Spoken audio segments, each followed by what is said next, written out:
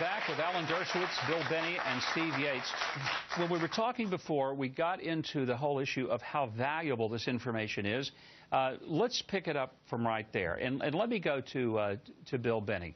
Bill, when you left the NSA, some of the things that we're seeing now are programs that you helped develop, but you say it was intended to look at foreign sources, not U.S. Is that the point that you feel like that that our government has stepped across the line?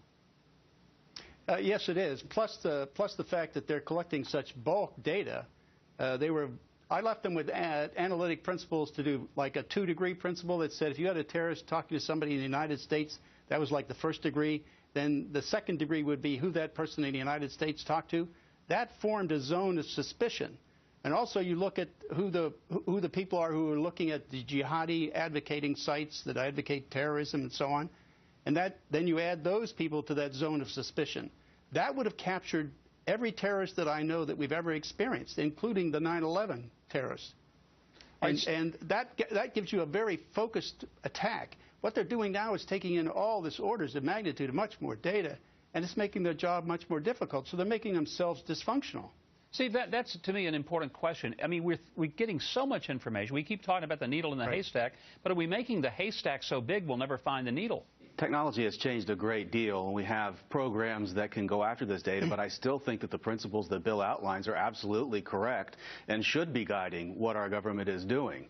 A couple of the challenges that we have is that we have foreign agencies, actors, terrorists, others who are going to be actively attacking our systems and surveilling us, and our government needs to be monitoring a wider range of things than was technologically possible in 2001. We as consumers also have to recognize that when we give data voluntarily out into the cloud and by our consumer behavior, it's not just companies that are going to be using it. Governments, foreign and domestic, will get it too, and we need to be smarter about that as consumers. Alan, though, is it a fair assessment to say that there is a difference? And it alludes to something you said before. We have cameras all around on every street corner, and we know that. And we know that there are even companies monitoring our shopping preferences. But we have to essentially, even if we don't ever read the agreement, we do agree at some point.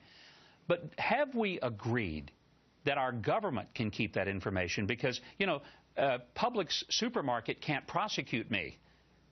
The Department of Justice can, so maybe I'm more willing to give that information to the supermarket than I am to the Department of Justice. There's no question about that. And we know, too, that the younger generation is prepared to give up their privacy for community. They care more about community, which is why they're prepared to live their lives openly on Facebook. But they don't want the government to have that material.